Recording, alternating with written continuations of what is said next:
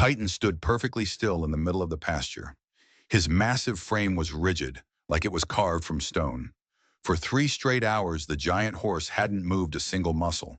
He hadn't lowered his head to graze. He hadn't even flicked his tail at the flies buzzing around his powerful haunches. His dark, intelligent eyes remained locked on one specific spot, the exact point where the open meadow met the deep, dark edge of the forest. Nile Granger had never seen his horse act this way. Not in the 8 years since he'd found Titan as a wild colt, already bigger than any horse had a right to be. The animal's instincts had always been razor sharp, a living compass for danger. But this was something else entirely. This wasn't caution. This felt like pure, primal fear. What made it worse was the silence. The unnatural, oppressive silence. No birds called from the tree line, not a single chirp. There was no rustle of squirrels or rabbits moving through the underbrush. Even the wind, which always seemed to be whispering through the pines, seemed to avoid that particular stretch of woods. It was as if nature itself was holding its breath, waiting for something terrible to happen. Nile approached slowly, his calloused, weathered hands reaching for the soft leather reins hanging loose around Titan's thick neck. The horse's ears twitched at his touch, a tiny acknowledgement, but his gaze never once wavered from whatever had captured his complete attention in the shadows between the trees. "What is it, boy?" Nile whispered, his voice a low rumble. He followed the direction of those unblinking eyes, trying to see what the horse saw. At first there was nothing, just the familiar wall of ancient pines and gnarled oaks that had bordered his property for as long as he could remember. These were the same trees that had provided the lumber for his barn, shelter during brutal winter storms, and the comforting, solid boundary that kept the rest of the world at a safe, quiet distance from his isolated homestead. He had chosen this place for its silence, for its isolation. Now that silence felt like a threat. But as his eyes adjusted to the dappled shadows, something caught the light wrong. A quick, unnatural flash of metal where no metal should ever be. A perfectly straight line cutting through the organic curves of bark and branch. And was that smoke? It was. A wisp of smoke, as thin as a single thread, was rising from somewhere deep within the woods. Niall's blood ran cold. The realization struck him like a physical blow, a punch to the gut that stole his breath. Someone was watching him. Someone had been watching him for a very, very long time. And somehow Titan had known all along. Niall's hands trembled as he gripped Titan's powerful mane. The coarse hair was damp with the horse's sweat, despite the cool morning air. The animal's muscles quivered beneath his touch, every single fiber tense with an alertness that spoke of real danger. This wasn't a wolf or a mountain lion. This was something worse. He squinted harder at the tree line, trying to make sense of the glint he'd seen. The flash of metal was gone now, vanished back into the shadows. But the thin wisp of smoke continued its slow, deliberate rise from deep within the forest. It wasn't the thick gray smoke of a campfire built for warmth or cooking. This was something thinner, more controlled, almost invisible. It was the smoke of someone who was trying very, very hard not to be noticed. "Easy, Titan," he murmured, though his own voice was tight with a growing unease. "We'll figure this out." The horse's ears swiveled toward him for a brief second, then snapped back to their fixed position, aimed like twin cannons at the silent woods. In all his years working with animals, Niall had learned to trust their instincts far more than his own. Horses could sense a coming storm hours before the first clouds appeared on the horizon. They could feel the earth trembling from approaching riders when human ears heard only the wind. If Titan, his fearless, steadfast companion, was this terrified, there was something out there worth being terrified of. Niall began walking slowly, cautiously, toward the forest edge, leading Titan by the reins. With each step, the silence seemed to grow heavier, more oppressive. The complete absence of birdsong wasn't natural. Even in the dead of winter, the woods held some sound. The scurry of small animals in the undergrowth, the creak of branches in the wind, the whisper of dry leaves. This was the silence of a forest that was hiding a secret, a forest holding its breath in fear. As they drew closer, Niall noticed other details, small things that made his skin crawl. The grass near the tree line was trampled down in strange, deliberate patterns. This wasn't the random crushing left by deer or other wild animals. These were paths. Worn, subtle paths made by boots. Human boots. The marks weren't fresh.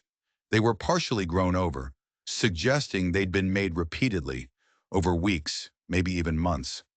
His stomach dropped as the horrifying implications hit him. Someone had been coming and going from his property on a regular basis, using the deep cover of the forest to stay hidden.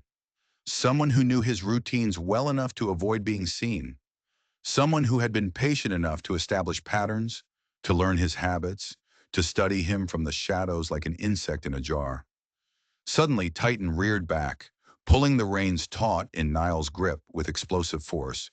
The horse's eyes rolled white with sheer terror as he backed away from the tree line, his massive hooves striking the earth in sharp, panicked beats. Whatever had spooked him wasn't just in the distance anymore. It was getting closer. And that's when Niall saw it. Carved into the rough bark of the nearest oak tree, almost perfectly hidden by the natural texture of the wood, were initials. Freshly carved initials, the pale sap still bleeding from the cuts. Below them, a simple, crude arrow pointed deeper into the forest.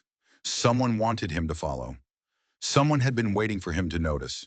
And somehow they'd known that his loyal horse would eventually be the one to give them away. The question that made Niall's blood run ice cold was terrifyingly simple. How long had they been planning this? Against every instinct screaming in his mind to run, to grab his rifle and barricade himself in his cabin, Niall tied Titan's reins to a sturdy fence post. He had to know. He had to see what this was. The horse whinnied in protest, a high panic sound, stomping and pulling against the restraint. But Niall couldn't risk bringing him any closer to whatever waited in those silent woods. He approached the marked tree alone, his heart hammering against his ribs. The initials carved into the oak were crude, but deliberate. NG, his own initials.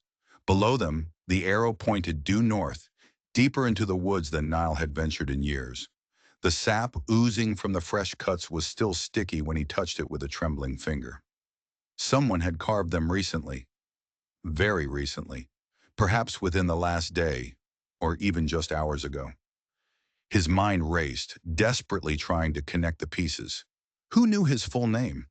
The nearest town was a 2-day ride away, and he rarely spoke to anyone there beyond trading for essential supplies.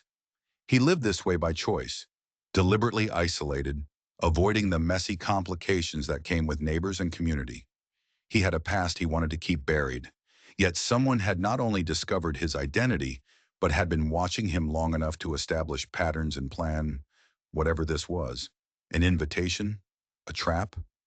Niall followed the arrow's direction with his eyes, trying to peer through the dense, tangled undergrowth. The forest floor was a thick carpet of decades of fallen leaves, making it impossible to spot footprints from this distance. But as he studied the deep shadows between the trees, he began to notice other, smaller signs of human presence. A branch broken at an unnatural angle. A small stone placed too precisely on top of a larger one. These were trail markers, subtle and almost invisible to a casual observer, but clear as a signpost to someone who knew what they were looking for. They were meant for him to see. The smoke he'd spotted earlier had dissipated, but a faint, strange scent still lingered in the air. It wasn't wood smoke. It was something else, something chemical and sharp. It reminded him of the tar and sulfur smell that sometimes drifted from the old mining operations 2 valleys over. It was the smell of industry, of purpose. Behind him, Titan's agitation was growing worse. The massive horse was now pulling so hard against his restraints that the thick fence post was creaking and groaning under the strain. Niall turned to try and calm him, and that's when he froze. From this new angle, looking back towards his own property from the edge of the woods, he could finally see what Titan had been staring at all along. There, nestled high in the branches of a tall pine tree about 50 yards into the forest, was a platform. It was carefully constructed in camouflage with brush and leaves, making it completely invisible from the ground unless you knew exactly where to look. It was a perfect vantage point, a hunter's blind, a sniper's nest, a hidden perch for watching his house, his barn, his daily routines, his every single movement. The platform wasn't empty. Sunlight glinted off what looked like the lens of a telescope or a spyglass still trained directly on his property. And hanging from one corner of the structure was a thick rope, its end disappearing into the dark forest floor below. Someone had been living up there, watching, waiting. And if they'd gone to this much trouble to study him, to learn his every secret, they weren't planning on a friendly visit. The rope was still swaying, ever so gently, in the still air, as if someone had just climbed down. Niall's hands shook as he backed away from the trees and sprinted for the barn. He didn't feel the ground under his feet. He didn't hear his own ragged breaths. Every shadow seemed to move. Every creak of the old barn wood sounded like footsteps behind him. The knowledge that unseen eyes had been watching him for weeks, maybe months, made his skin crawl with the phantom sensation of being perpetually observed, perpetually judged. He grabbed the hunting rifle he kept mounted on the wall inside the barn. He loaded it with practiced mechanical efficiency, though his fingers fumbled with the heavy brass cartridges more than usual. The familiar weight of the weapon in his hands provided some small comfort, but it wasn't enough to quiet the frantic, panicked racing of his heart. He glanced back at the pasture. Titan remained tied to the fence post, still agitated, but no longer pulling against his restraints. The horse seemed to understand that something had now fundamentally, irrevocably changed. The time for warnings was over. Moving as quietly as a ghost, Niall circled wide around his own property, approaching the forest from the east side where the undergrowth was thicker, providing more cover. If someone was still up on that platform, watching through that spyglass, this route would keep him hidden until he could get closer to the base of the tree. The forest felt entirely different now that he knew he wasn't alone in it. Every snap of a twig under his boots sounded like a gunshot. Every bird that suddenly took flight could be a signal. The very air seemed thick with menace, as if the ancient trees themselves were holding dark secrets. When he finally reached the base of the tall pine tree that held the observation platform, Niall discovered evidence that made his blood run cold. The ground around the trunk was worn smooth by countless trips up and down the rope. Buried under a thin, careless layer of leaves and debris, he found the remains of several small, smokeless campfires. The ashes were mixed with what looked like discarded food scraps and hand-rolled tobacco stubs. Someone had been living here, not just visiting occasionally, but actually camping out in shifts, like soldiers on a long watch. The level of organization required for such an operation suggested this wasn't the work of simple drifters or desperate men looking for an easy target. This was planned. This was coordinated. And worst of all, this was patient. They had all the time in the world. Near one of the cold fire pits, partially hidden under a flat stone, Niall found something that made his stomach physically drop. It was a small, leather-bound notebook. Its pages were filled with detailed observations, written in a neat, careful hand. His daily routines were mapped out with cold, military precision. The exact times he fed Titan, when he collected eggs from his chickens, when he made trips to the well for water, even when he usually went to sleep, and when he woke up. The entries went back for months. Whoever had written this knew more about his own habits than he did. They knew he kept his life savings in a small tin box under a loose board in his bed. They knew he rode to town every third Tuesday for supplies. They knew he was completely, utterly alone out here, with no neighbors close enough to hear gunshots or a man's screams. But what chilled him to the very bone were the notes scrawled in the margins. There were numbers and strange calculations, distances measured from his house to various points in the forest, estimates of the time needed to move unseen from one location to another. They had mapped out his entire life, his entire property, like a battlefield. And at the bottom of the most recent page, a single line was scrawled that made his hands tremble so violently he almost dropped the book. Target confirmed. Ready to proceed. The notebook slipped from his numb fingers as a new sound reached his ears, the unmistakable sound of approaching horses. Multiple riders, moving fast, coming directly from the direction of his house. They weren't trying to be quiet anymore. The hunt was over. The trap was about to be sprung. Niall dropped to his belly behind a massive fallen log, clutching the rifle tight against his chest until his knuckles were white. Through the small spaces between the trees, he could see three riders approaching his house at a steady, confident pace. They weren't rushing, which somehow made them even more terrifying than if they'd come charging in with guns blazing. These men were confident. They were unhurried. They were absolutely certain of their control over the entire situation. The lead rider dismounted near Titan, who immediately reared up and pulled frantically at his restraints. The man moved with the easy, predatory grace of someone who knew exactly what he was doing. He wore dark, practical clothing and a wide-brimmed hat that cast his face in deep shadow, but Niall could see the glint of metal at his hip. Multiple weapons. The second rider began to circle Niall's small, humble cabin, checking windows and doors with methodical, practiced precision. His movements were not those of a common thief. They were the calculated actions of a man familiar with this type of work. This wasn't about random violence. This was professional efficiency. The third rider remained mounted, positioned perfectly where he could watch both the forest edge and the narrow path leading to the main road. They had all the exits covered. Niall's mind raced as he watched them work, his thoughts a chaotic jumble of fear and confusion. These weren't desperate outlaws looking for a quick score. The coordination, the patience, the incredibly detailed surveillance, it all pointed to something much larger, something much more organized.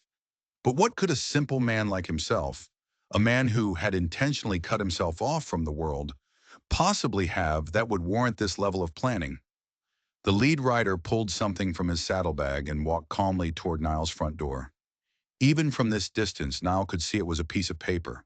The man tacked it to the wooden door with deliberate care, then stepped back and nodded curtly to his companions. They weren't here to rob him.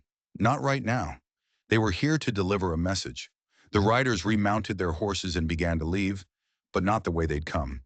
Instead, they headed directly toward the forest, following a path that would bring them dangerously close to Niall's hiding spot behind the fallen log. He pressed himself lower, trying to become invisible, to melt into the rotting wood and dead leaves on the forest floor. As they passed within 20 yards of his position, Niall heard fragments of their conversation. The lead rider's voice was calm, detached, and professional, like a man discussing a simple business arrangement. Tomorrow night, then, he'll have had time to read it and make his choice. The second rider's voice carried a hint of cruel eagerness that made Niall's blood run cold. And if he refuses? The leader chuckled, a low, ugly sound. He won't refuse. Not once he understands what we know about his past. The words hit Niall like a physical blow. His past. There were things in his history he'd spent 8 long years trying to forget. Mistakes, terrible mistakes, that had driven him to this isolated, lonely life in the first place. Somehow these men had discovered the secrets he thought were buried forever, secrets he had carried like a physical weight on his soul.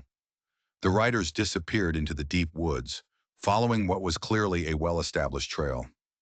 Niall waited, his body rigid with fear, until the sound of their hoofbeats faded completely into the oppressive silence.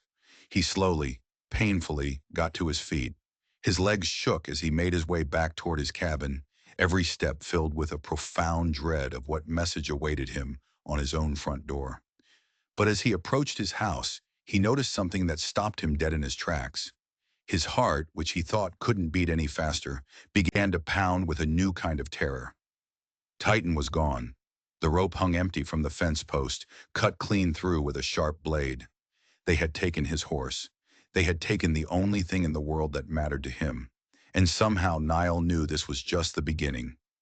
Niall approached his front door with the rifle raised and ready, though his hands trembled so badly he wasn't sure he could hit anything if he needed to shoot. The paper tacked to the weathered wood was expensive parchment, not the rough, cheap material most folks used out here. Someone with money, real money, had written this message. He tore the paper free and read it once, then twice. It took a third time before the words fully sank in, branding themselves into his mind. The handwriting was neat, educated, almost elegant, but the content was pure poison, turning his stomach to ice. "Mr. Granger," it began, "we know about Denver. We know about the fire at the boarding house. We know about the 3 people who died because of your choices. Tomorrow at sunset, come to the old mine shaft 2 miles north of your property. Come alone. Bring the money you stole, and we will return your horse and forget what we know. Refuse, and everyone in this territory will learn the truth about who you really are. You have until tomorrow to decide if your new life is worth keeping." The paper crumpled in his shaking fists. Denver. They knew about Denver. After 8 years of running from that nightmare, of building a quiet, solitary life where no one asked questions about his past, someone had found him. Someone knew exactly what he'd done. Or rather, they knew what he had failed to do. And they knew how much guilt he carried every single day. Niall stumbled into his cabin and collapsed heavily into his only chair, the rifle clattering to the floor. The money they mentioned was hidden right under his floorboards, exactly where their surveillance notes had indicated they knew it would be. $1,500. Everything he had managed to save over the long years, through careful, frugal living and back-breaking work. But it wasn't money he'd stolen, despite what the note claimed. It was money he'd earned, honestly. Coin by painful coin, trying to atone for a sin that could never truly be forgiven. The fire in Denver had been a tragic accident. A lantern knocked over during a violent struggle, spreading with terrifying speed through the old, dry timber of the boarding house. 3 people had been trapped on the upper floor. 3 lives lost because Niall had been too slow to understand the danger, too frozen by fear and shock to act quickly enough.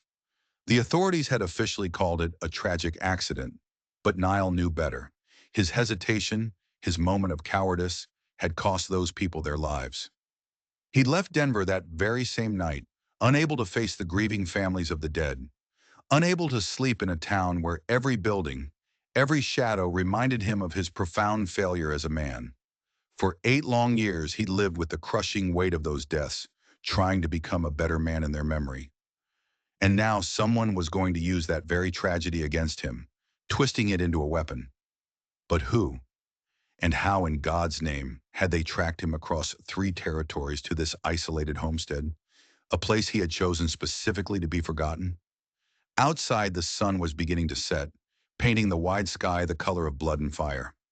Niall had less than 24 hours to decide. He could meet their demands, give up every cent he had and hope they were telling the truth. Or he could refuse and risk having his shameful past exposed to everyone in the territory, destroying the fragile peace he had so painstakingly built. Either choice felt like a surrender, a defeat. But as he sat there in the growing darkness of his small, lonely cabin, one thing became crystal clear. These men, whoever they were, had made a critical, fatal mistake when they took Titan. That horse was the only living thing Niall had allowed himself to care about since Denver, the only creature he had ever truly loved, and he would do whatever it took to get him back. Niall spent the entire night pacing the cramped floor of his small cabin, the cold steel of the rifle never leaving his hands. Sleep was impossible. His mind was a battlefield, the weight of the decision bearing down on him with physical force. Every creak of the wind rattling the window panes sounded like approaching footsteps. Every shadow thrown by the flickering lamplight seemed to hide watching eyes. He was a prisoner in his own home. As the first gray light of dawn broke over the mountains, he made his choice. It wasn't a choice born of bravery, but of desperation. He would not give these men his money, the symbol of his penance. He would not let them destroy the quiet, simple life he'd built through 8 years of honest hard work. But more than that, more than anything else, he could not and would not abandon Titan. The horse had been his only companion through the darkest periods of his guilt, the only living thing that had never judged him for his past failures. Titan was his anchor to this new life, and he would not let them take that from him. Niall pried up the loose floorboard beneath his bed and retrieved the tin box. He unwrapped the oiled cloth, revealing the stacks of gold coins and paper money. $1,500, his entire fortune. But instead of preparing to hand it over, he divided it into 3 smaller bundles. He hid one deep inside the chimney flue, another in a hollowed-out log in his woodpile, and the last he buried under the floor of the chicken coop. If these men came back here looking for his money, they would find nothing. Let them tear the place apart. He spent the morning preparing for what he knew, with a grim certainty, might be his last day alive. He meticulously cleaned and oiled his rifle, checked every single round of his ammunition, and sharpened his hunting knife until the well-worn blade could split a hair. He even took a few moments to write a brief letter, explaining what had happened. He left it on his small wooden table, hoping that someday someone might eventually find it and understand why he'd made the choices he did. It was a small act, but it felt important. As the afternoon sun began its slow descent, Niall began the long trek toward the old mineshaft. He knew the location well. It was an abandoned copper mine that had played out years before he'd ever arrived in this territory. The main entrance was partially collapsed, creating a dangerous, unstable maze of dark tunnels and forgotten chambers. It was the perfect place for an ambush. Not the kind of place an honest man would ever choose for a meeting. The 2-mile walk through the rugged hills gave him time to think, and the more he considered the situation, the more questions arose, nagging at the edges of his mind. How had these men learned about Denver? The fire had happened 8 years ago, in a different territory, under a different name. He'd been so careful to leave no trail, to create no connections between his old life and his new one. It shouldn't have been possible. Even more troubling was their specific demand for money he'd supposedly stolen. The authorities in Denver had investigated the fire thoroughly. They had questioned him for hours. If there had been even a shred of evidence of theft, they would have pursued it relentlessly. These men were either badly mistaken about the facts of that night, or they were deliberately lying about their motives. But why? As he approached the dark gaping maw of the mine entrance, Niall spotted movement in the shadows. 3 horses were tied to a dead, skeletal tree. Their riders were nowhere to be seen. It was the same 3 men from yesterday, but now they had the advantage of position, preparation, and home ground. They'd chosen this location carefully, knowing it would give them multiple escape routes and easily defensible positions. But as Niall studied the terrain around the mine, his hunter's eyes picking up details others would miss, he noticed something that made his pulse quicken. Fresh hoof prints led away from the mine entrance, heading deeper into the surrounding hills. But there were too many hoof prints. Far too many for just 3 horses. These men weren't working alone. They had backup. Just then, the sound of Titan's distinctive whinny echoed from somewhere deep inside the mine tunnels. The sound was a mix of fear and recognition. It confirmed the horse was here, alive. But it also revealed how deep into the mountain they'd taken him. Getting to Titan would mean walking willingly into a trap with no clear way out. But as Niall checked his rifle one final time, his thumb resting on the cold steel of the hammer, he realized something else. Something that changed everything. He recognized one of the horses tied to the dead tree. The distinctive white markings on its face. The particular way it favored its left front hoof. He'd seen that horse before. He had seen it in Denver. He had seen it on the night of the fire. The memory hit Niall like a physical blow, so vivid and sudden it almost knocked him off his feet. He had seen that very animal outside the Denver boarding house on the night of the fire, tied to the hitching post while its rider was inside, conducting some sort of business. The same business that had led to the shouting, the struggle, the knocked-over lantern, and the deaths of 3 innocent people.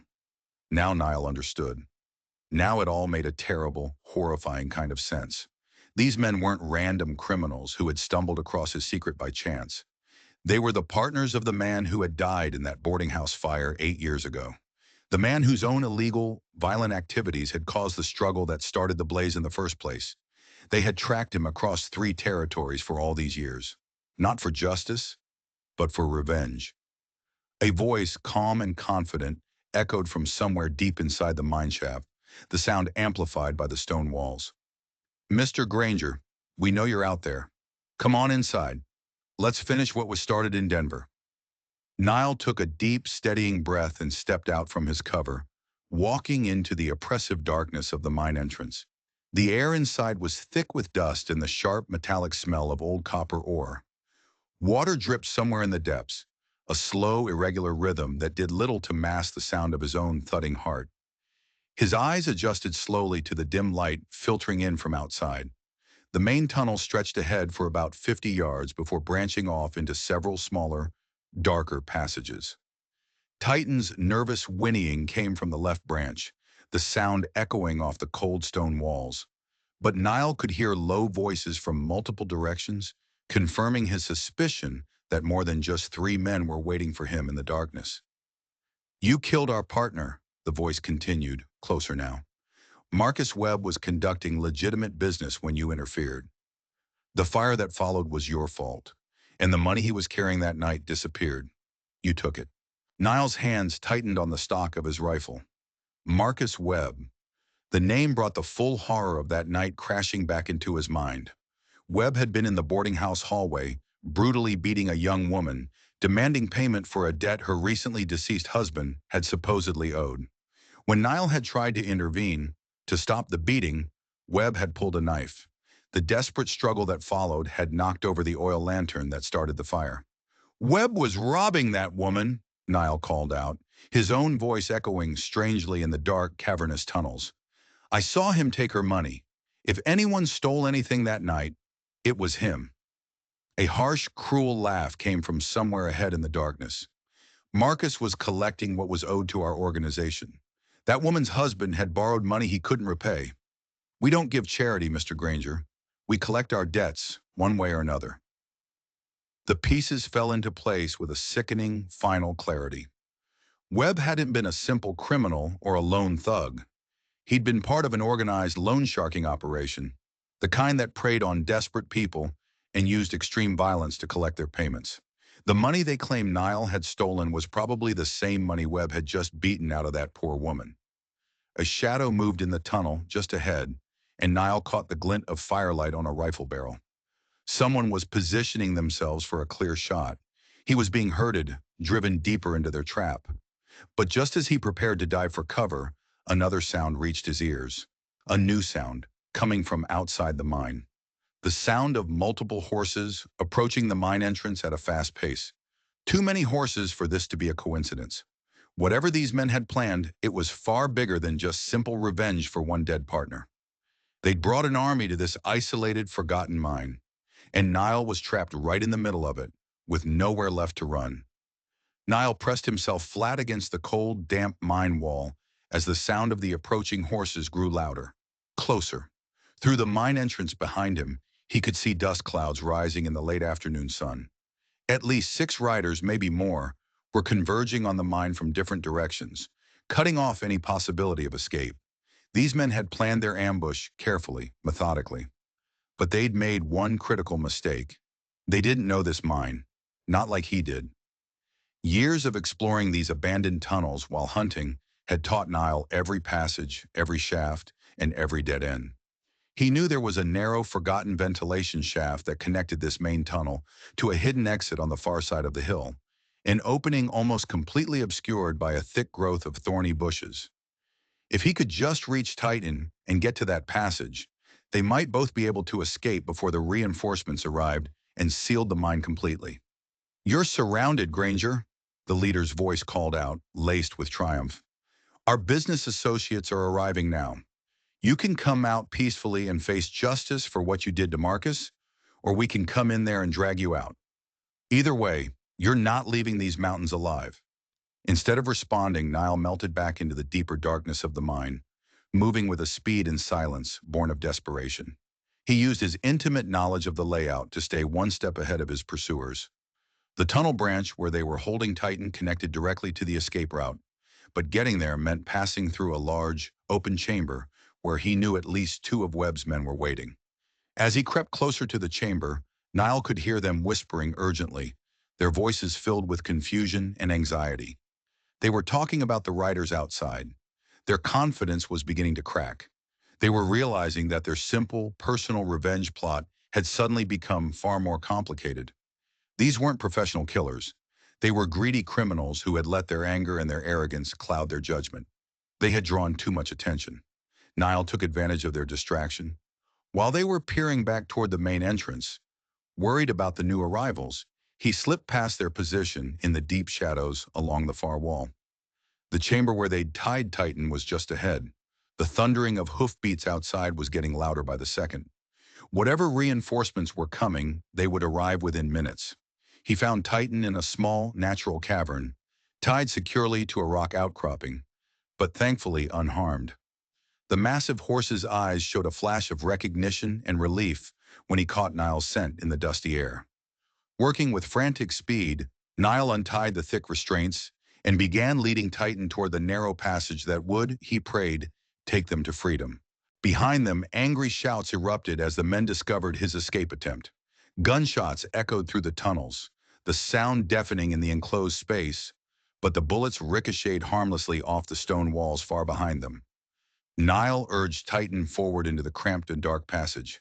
It was a tight squeeze for the huge horse, but driven by fear and the familiar presence of his master, Titan pushed through. They emerged, blinking, into the bright daylight on the hillside high above the mine. From this new vantage point, Nile could see everything. He could see the new arrivals surrounding the mine entrance below. But these weren't more criminals.